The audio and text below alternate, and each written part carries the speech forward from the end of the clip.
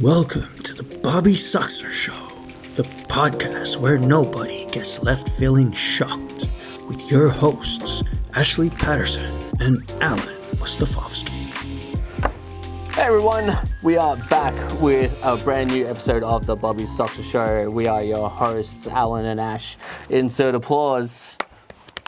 we hit over 1,000 subscribers. Congratulations to us. Yeah, I was going to make a fake YouTube play button because YouTube doesn't make 1,000. They don't make them for the plebs. let's call it what it is. We still got a long way to go. We've got a long way to go, but it's our first step. Yeah, so congratulations to us, and thank you to everyone that is subscribed to our channel already, and hopefully for many more subscribers and watch hours so we can get out of this 9-to-5 living rat race. And we got a special guest. Yeah, I know. That's why we kind of started this thing. That was the whole reason. Save us, people. We hate our jobs, man. All right. So we got a special guest who's going to be on. He's our first guest for over 1,000 subscribers. Yeah. So, Dr. Peter Halat, aka President Pete of the Hampton Park Tennis Club. He officially holds a PhD in chemistry with his specific field of study being computational chemistry. If that's not enough, he's also an assistant lecturer at Monash University, lecturing first-year students on general chemistry. I had to write that down because there was no way I was going to remember all that. No, I'm glad you did. This is what professional work looks like. I'm going in with this blind. Yeah, well, we started this whole podcast blind. Yeah, that's a fair point. I'm very happy that we got someone like Dr. Pete. This is Dr. Pete, Dr. Peter. Well, whichever he likes. Yeah, what do you prefer to be called? He's off camera at the moment, but this is just the introduction. So. You see our... I know, we dressed up very professionally for this, for the doctor. Yeah, for the doctor. For the doctor. Well, I got told I had to dress up semi-professional. I got a ducky tie. So that kind of works. I didn't know that he was president of the tennis club. Yeah, I just thought, I thought he was just a player. But No, he does it all, man. Does it all. Okay, well, enough of our intro. Thank you. One thing. We just forgot to mention the fact that we got signed. That's right. We did. First issue copies of Spawn with Michael Jai White. Yeah, so that was really cool. We should have mentioned it last episode, but I just wanted to flex. You geeks out there. And so you should, because I also got one. Well, you actually got this for me. So, that's not the point. I do appreciate that. I'll leave it at that. We'll leave it at that. Yeah. No. It was very awesome. I will say this. It was very awesome to meet Michael Jai White and when we went and saw Spawn at the Astor Theatre. Because actually his interview actually helped us get over the 1K. Exactly. Yeah. And the second time we got to meet him, Nathan was lucky enough to interview him, and I stood behind camera just making sure everything's okay. So thank you again to Michael Jai White for coming out to Australia and New Zealand. Seems like a really cool guy and really humble, and seems like really respectful to all of his fans and things like that. And actually, I'm really thankful you took me to that meet and greet because I'll be honest, I probably wouldn't have gone if it wasn't. Yeah, well, I guess that's the whole point of this this podcast, because we also do like this whole thing started with nerdy things, and it's gone off the rails a little bit. So, it's good to have a nerdy thing every now and again. But it was awesome. Thank you for mentioning that. Right. So let's get. Well, I guess with that being said, we'll get straight into the next video, guys. Stick around. Let's do it.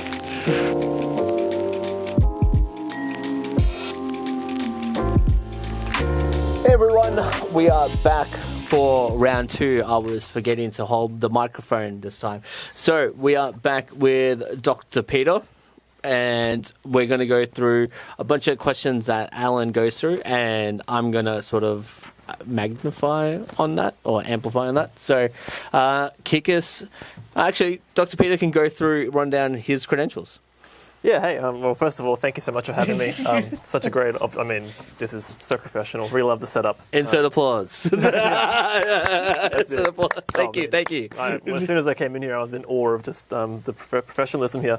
But yeah, look, I guess I go by a few different names. So at the tennis club, people just call me Pete, which is totally fine.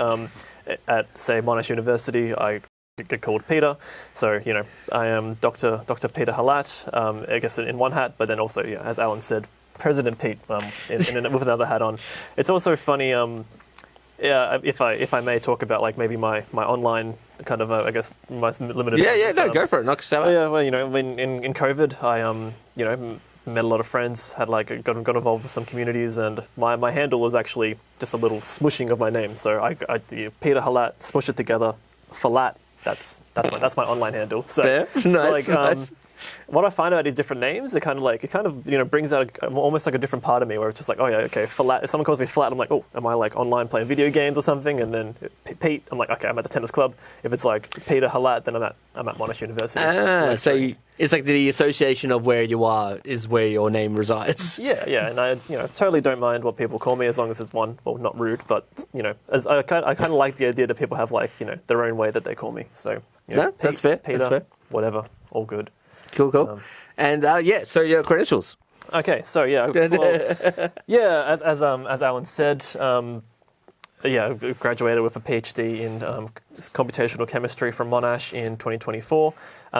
The day that I submitted my thesis was also the day that I joined the committee of Hampton Park Tennis Club. Mm-hmm. So I kind of held back from taking on, any kind of volunteering role within the club until after I finished my studies. So, yeah, that exact same day that I submitted my thesis was when I decided to join the committee. Cool. And just a basic rundown, if you can, of like what is computational chemistry? Yeah, so I guess if you think about chemistry... I have no idea. So, yeah. But when you talk about chemistry, what comes to mind, gold, minerals, all that, mixing stuff together. Cool.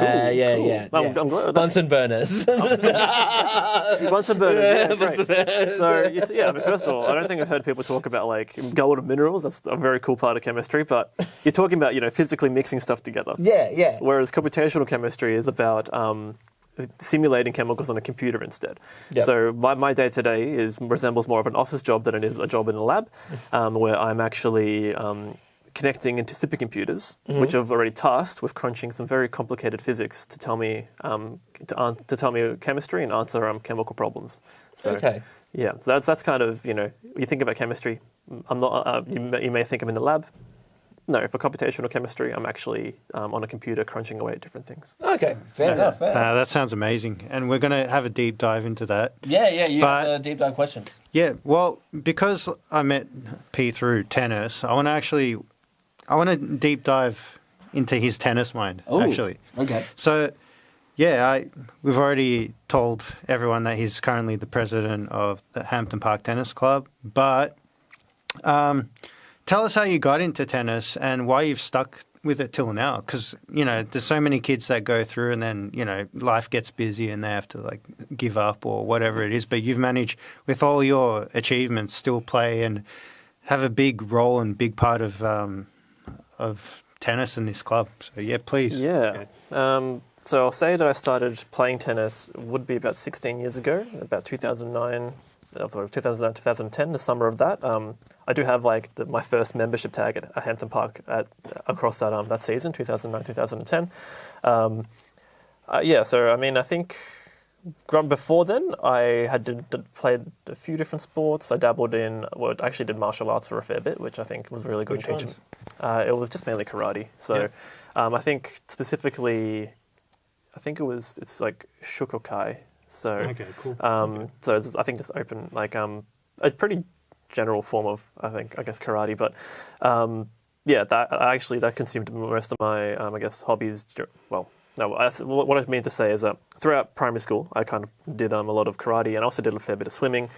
It was actually just coincidental. One of my best friends from primary school kind of said oh yeah, you should play tennis. And I'm like, okay, if I play tennis, you can also try out karate.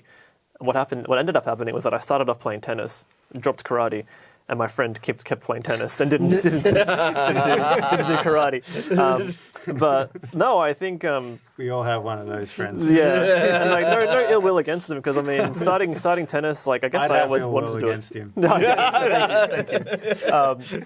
Yeah, no, it's just I'm kidding. no, Go on, yeah. no, I won't name any names. But if they're ever listening, they may know who they are. They'll know who they are. You never kept your word, man. Yeah. He never Whoever you kept are. I guess if he didn't, though, then you would not have met him.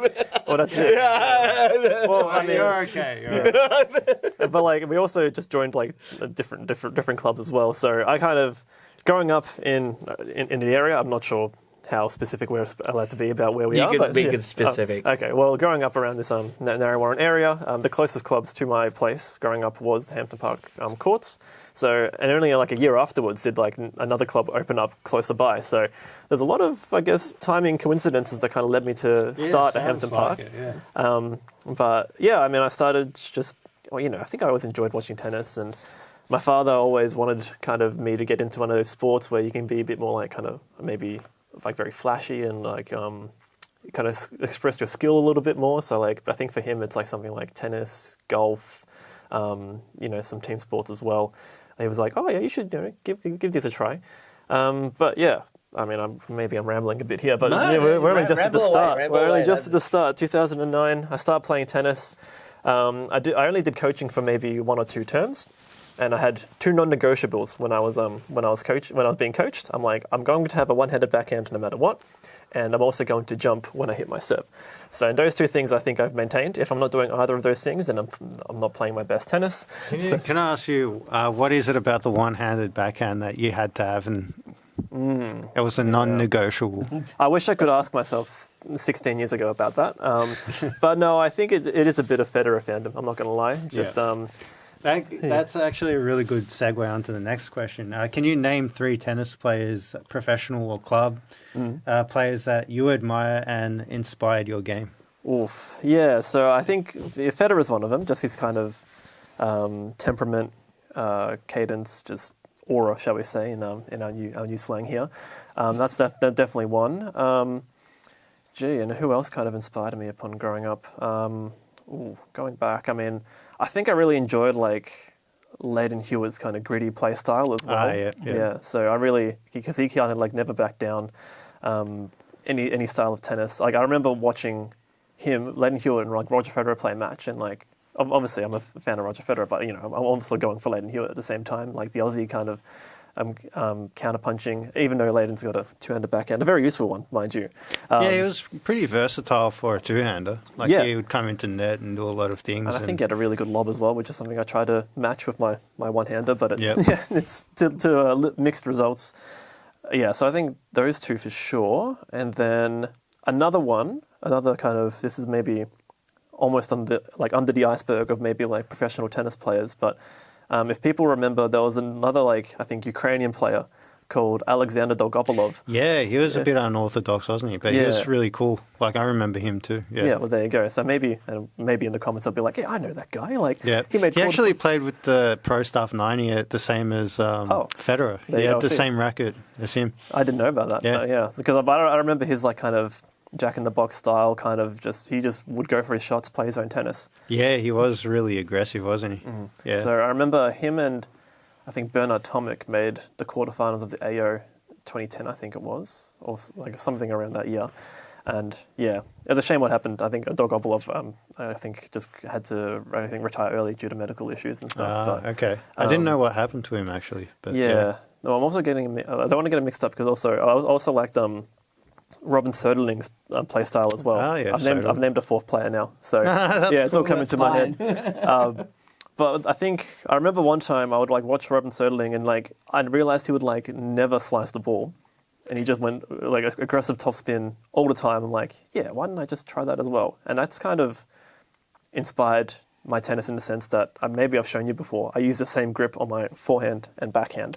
Yeah. So, I don't think you've mentioned it, but yeah, that's interesting. Yeah. Yeah, because when did that happen? I actually lose track of when I decided to make that choice because my one-handed backhand it took 5-10 years to get where it right was. properly. One of the best one-handers at the club, by the way. thank It's you. Impeccable. But you don't want to. Everybody tries to avoid it. That was a little bit of a secret, but now That secret's out.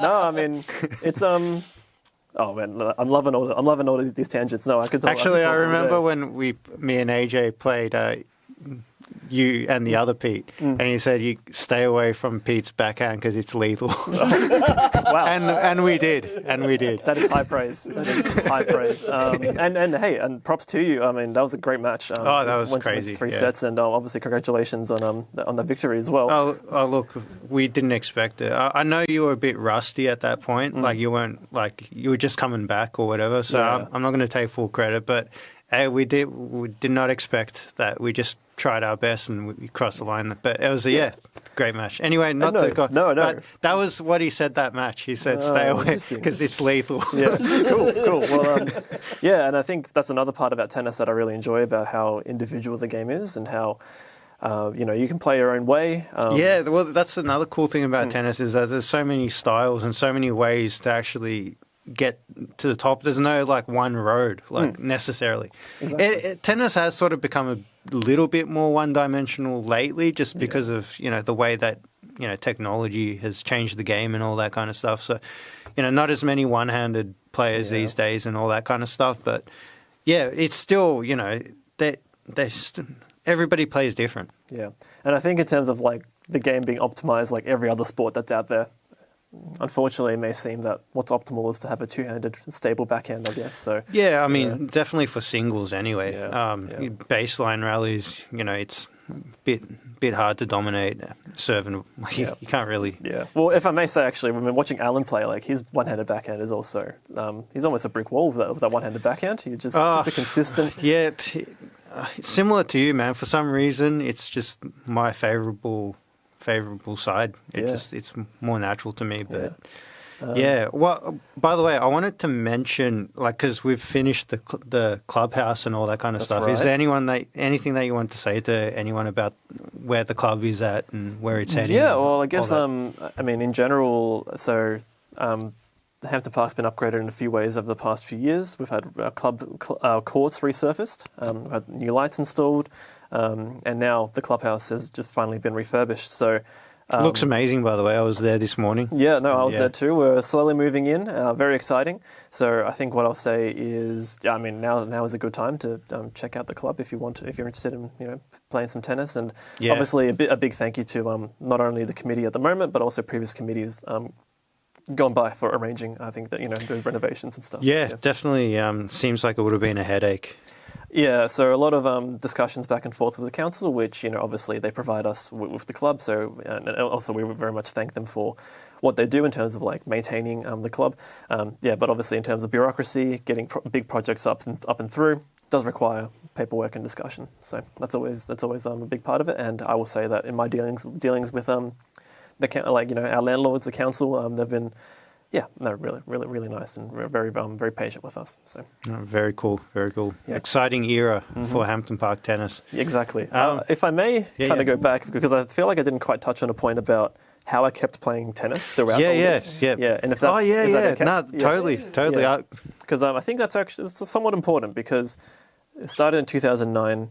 Didn't join the committee until 2024. So there's a 15-year time period there where, well, as a junior, I was a pretty awkward junior. I didn't really meet many people. I just kind of met my teammates, played tennis, and that was that. Because as I went into high school, it became apparent to me that, well, mathematics, chemistry, physics, science, what I study in my day job, that kind of became my first priority. Oh, of course, yeah. So tennis, to me, was maybe the best way for me to maintain my fitness, because obviously I think it's very important to stay physically fit as well as mentally fit as much as you can.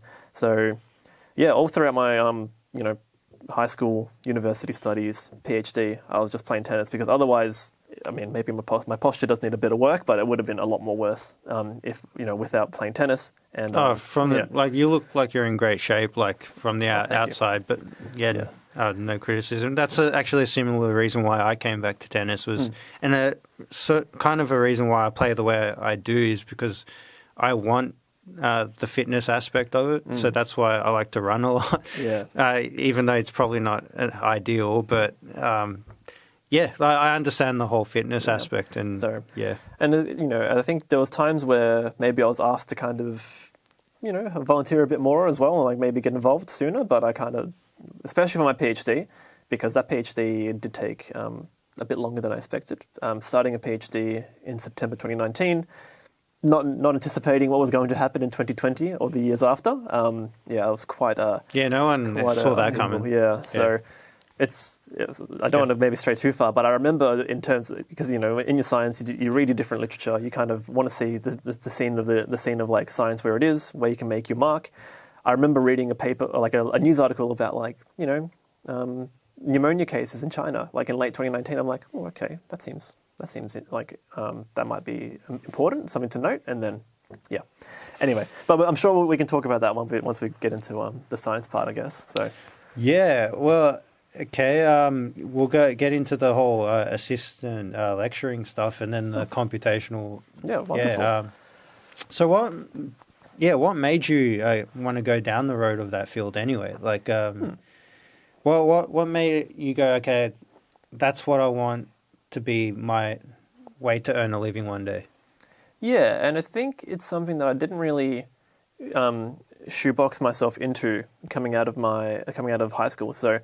A fun fact is that all throughout high school, I found that, I really enjoy, math, science. Man, I wish I enjoyed that stuff. Well, I mean, probably have a good job today. I was going to say, you and me both. I think it's important to kind of follow your passions, whatever they may be. Yep. In my case, it does seem to be science. And in year 12, I did actually want to be a medical doctor. But I took the... back then it was called the UMAT, which is like the undergraduate medicine admissions test. And there's just 3 different sections. One is non-verbal logic, verbal logic, and then interpersonal relationships or communication. And I did well, like above average across all 3 of those sections. But the interpersonal section, I actually failed, I got 49% in that section, which means I couldn't actually pursue medicine anymore. Right. So how far off? Wait, what?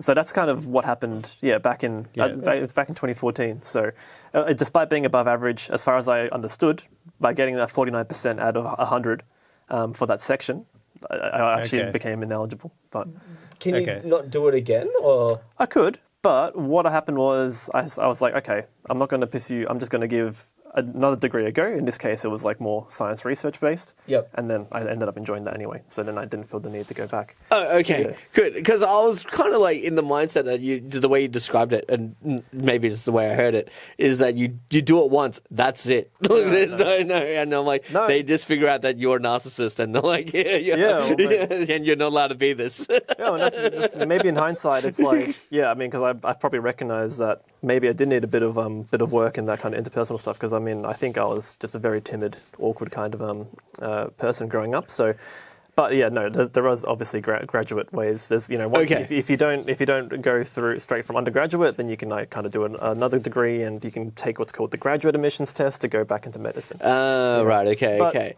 I guess like. That's the thing about going through year 12. Like, I wasn't really set. I was kind of happy to try out different things and see where it took me. Yep. So seems to have worked out well. Yeah, and I think in terms of your passions, I think you eventually end up, I guess, where you want to be, and like just through like where you kind of focus your energy on, I guess. So I think going through undergraduate, where I was like, okay, well, medicine didn't clearly seem to work there, so I did a degree in science research. And I kind of felt like, I enjoy mathematics, but it turns out that the mathematics that you teach in university is like very abstract and unfortunately goes over my head. Yep. Same goes with like theoretical physics, that as much as I love looking at different particles and stuff, went over my head. And so over the course of my undergraduate degree, I kind of found myself gravitating towards computational chemistry, which is on the border of like chemistry, physics, and there's a bit of math involved as well. Okay. So I guess this is kind of like a weird thing to say that, you don't really, you come out of year 12, you don't really even know yourself until maybe like your mid-20s-ish. Still learning. Yes, there's so many things of like, you have to, like, obviously things have changed probably since like when we grew up, but you finish your 12, you go to uni, you get the good degree, whatever it is, and then it's like, but you don't you hardly know yourself, and just because you turn 18 doesn't mean you know anything about the world. Anything, you get worse. Yeah, that's it. I mean, that's something I tell like a lot of people about. Coming out of high school, I think it's maybe you might be told to kind of do things a specific way, but it's like, well, you're actually better off kind of knowing for yourself what you want to do, and that takes time. You're not supposed to know at 18. Yeah, exactly. And I just never understood that whole process until I guess when you grow older, you're like, man, like I really had no idea what I was going to be until you get thrown into the life that you're in, and it's very interesting. We're going to kind of stop right here because that's going to run out of time, and then we'll come back for the next part. Wonderful. Thank you.